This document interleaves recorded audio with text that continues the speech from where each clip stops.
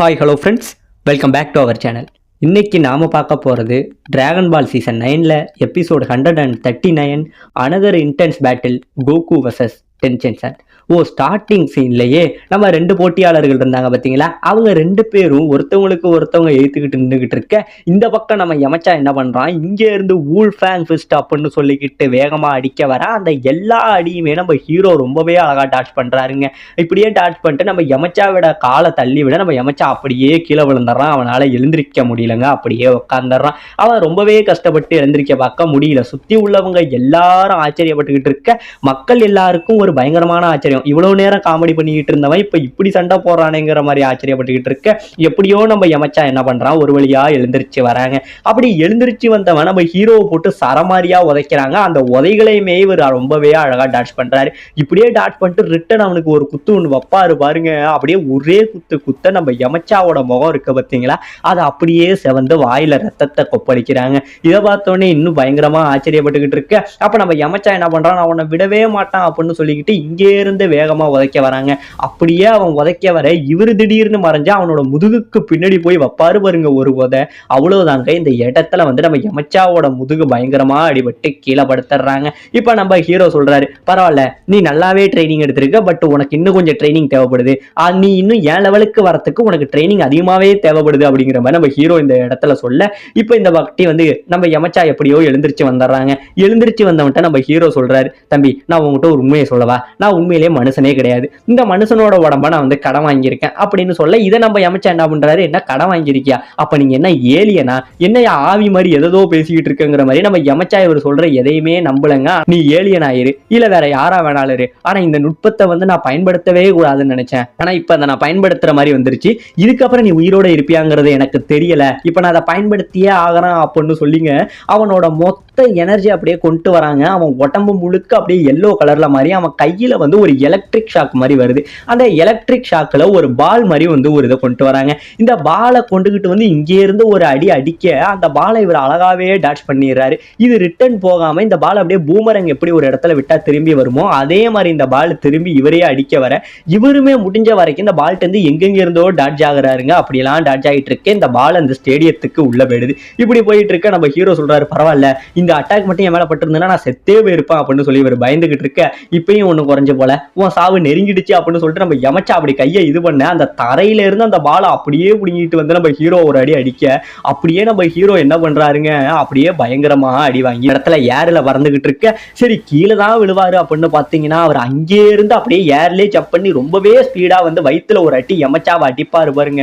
ஒரே அடி அடிக்க இந்த பக்கம் நம்ம யமச்சா முடிஞ்ச வரைக்கும் தடுத்து பார்ப்பாருங்க. முடியாம அப்படியே கொஞ்சம் கொஞ்சமா அடியோட வீரியம் தாக்க முடியாம பேக்கில் போய் இந்த இடத்துல ஸ்டேஜில் இருந்து நம்ம யமச்சா கீழே விழுந்து போட்டியிலேருந்து அவுட்டும் ஆயிடுறாருங்க. இதை பார்த்தோன்னே அவங்க ஃப்ரெண்ட்ஸ் யாருக்கும் நம்ப முடியல, ஒரு பயங்கரமான ஆச்சரியமா இருந்துகிட்டு இருக்க, இப்போதாங்க நம்ம கோகு வந்து கண்டுபிடிக்கிறான், ஆமா அவர் சொன்னது ரைட்டு தான், எனக்கு இப்போதான் எல்லாமே தோணுது அப்படிங்கிற மாதிரி கோகு பயங்கரமா ஆச்சரியப்பட்டுக்கிட்டு இருக்காங்க. ஆமா, இந்த இடத்துல நம்ம ஹீரோ ரூபத்துல வந்தது வேற யாரும் கிடையாதுங்க, நம்ம கோகுக்கு ட்ரைனிங் கொடுத்தாரு பார்த்தீங்களா காடு காமி. ஸோ அந்த காடு தான் இந்த இடத்துல இவன் உடம்புல வந்திருக்காரு அப்படிங்கிறத இந்த இடத்துல நம்ம கோகு வந்து கண்டுபிடிக்கவும் செய்யறான். இப்போ ஒரு வழியா போட்டி முடிய நம்ம ஹீரோ சொல்றாரு, பரவாயில்ல நான் வந்து என்னோட போட்டியாளர் உன்னை காயப்படுத்திருக்க கூடாது, என்னை மன்னிச்சிட அப்படின்னு போய் நம்ம காமி கேட்க, சாரிங்க அதாவது நம்ம ஹீரோ அவரோட பேர் என்ன நம்ம காமி, ஆனால் அவரோட ட்ரூ ஐடென்டிஃபை தெரிஞ்சோடனே இனிமே நம்ம காமினே வச்சுப்போம். நம்ம காமியோட ஐடென்டிஃபை தெரிஞ்ச உடனே நம்ம யமச்சாவை என்ன சொல்றாரு, பரவாயில்ல எனக்கு ஒரு நல்ல போட்டியை கொடுத்தீங்க, இந்த தோல்வியை நான் ஏத்துக்கிறேங்கிற மாதிரி நம்ம யமச்சாவுமே இந்த தோல்வியை ஏத்துக்கிட்டு ரெண்டு பேருமே நடந்து போயிட்டு இருக்காங்க. இப்படி போயிட்டு இருக்க உங்க ஃப்ரெண்ட்ஸ் எல்லாரும், பரவாயில்ல நம்ம யமச்சா முன்னாடி மாதிரி இல்ல, அவனோட ட்ரைனிங் வீண் போகல, ரொம்பவே ஒரு கடினமான போட்டியா தான் இது பண்ணியிருக்கான், கடினமான ஆப்போனண்ட்டை தான் இந்த வாட்டி எதிர்த்திருக்கான்னு சொல்லி அவங்க ஃப்ரெண்ட்ஸுமே மனசை தேத்திக்கிறாருங்க. இப்படி போயிட்டு இருக்க நம்ம யமச்சா கேட்கிறாரு, ஆமா உண்மையிலே நீங்க யாரு தான், உங்களோட பேர் என்னன்னு நீங்க எனக்கு சொல்லுவீங்களா அப்படின்னு கேட்க, அதுக்கான நேரம் வரும்போது உனக்கு நானே சொல்றேன் அப்படிங்கிற மாதிரி இவர் சொல்லிட்டு போறாருங்க. ஆனா நம்ம கோகுக்கு மட்டும் இவர் யாருங்கிற எல்லாத்தையுமே கண்டுபிடிச்சிடும் செய்யறாரு. இப்போ ஒரு வழியா போட்டி முடிய இந்த பக்கம் உடஞ்சு போன அந்த ஸ்டேஜ் எல்லாத்தையும் ஃபிக்ஸ் பண்றாங்க. இப்போ ஒரு வழியா இந்த போட்டி எல்லாமே முடிஞ்சு 8 பேர்ல இருந்து 4 பேர் வந்து செமிஃபைனல்ஸுக்கு போயிருக்காங்களாம். இப்போ ஃபர்ஸ்ட் யாராரு போயிருக்காங்க அப்படின்னு பாத்தீங்கன்னா நம்ம கோகு, அப்புறம் டியானு, அப்புறம் இந்த பக்கம் நம்ம காமி, அப்புறம் நம்ம நம்ம ஜூனியர், இவங்க 4 பேரும் தான் செமிஃபைனல்ஸுக்கு போயிருக்காங்க.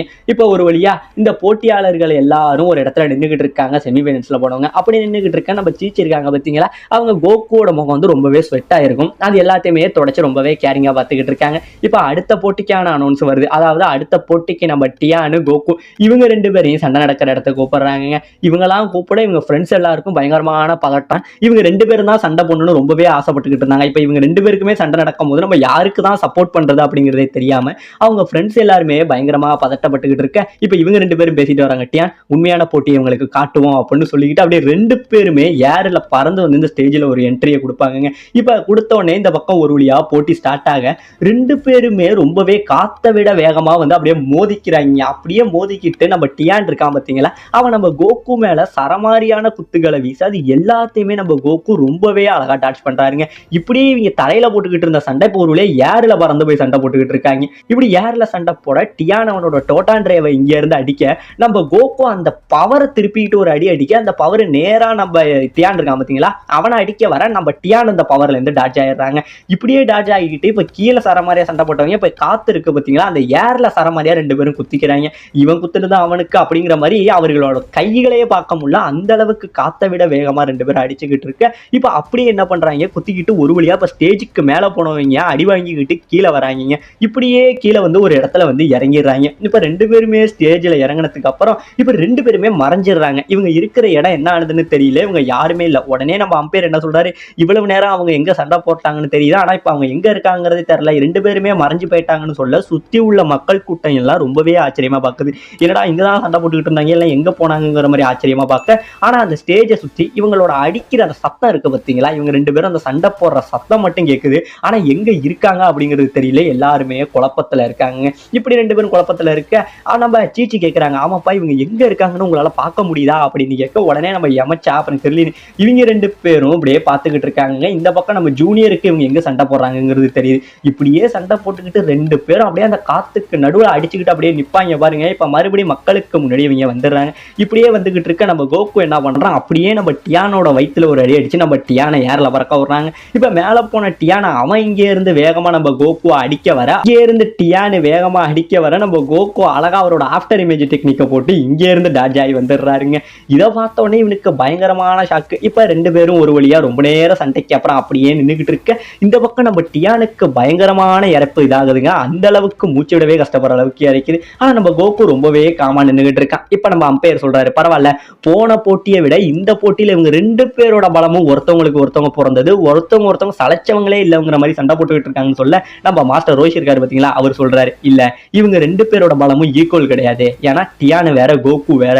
இவ்வளவு சண்டைக்கு அப்புறமும் நம்ம டியானால அவன் மூச்சை வந்து கண்ட்ரோல் பண்ண முடியல, ரொம்பவே திணறான். ஆனா நம்ம கோகு இந்த இவ்வளவு நேரம் சண்டை போட்டு இவ்வளவு யுக்தியை யூஸ் பண்ணியுமே இன்னும் கோகு துளி கூட மூச்சு விடல, ரொம்பவே காமா இருக்கான். சோ அவன் உடம்புல உள்ள எல்லா பிசிக்கல் எனர்ஜியுமே அவன் கட்டுப்படுத்துறது எப்படின்னு கத்துக்கிட்டான். இதை எப்படி நம்ம கோகு கத்துக்கிட்டானே தெரியல அப்படிங்கிற மாதிரி மாஸ்டர் ரோஷிக்கு பயங்கரமா ஷாக்கிங்ல இருக்க. இந்த பக்கம் நம்ம கோகு, இந்த பக்கம் நம்ம டியானு 2 பேரும் சண்டைக்கு ஒருத்தவங்க எதுக்கு நிக்க.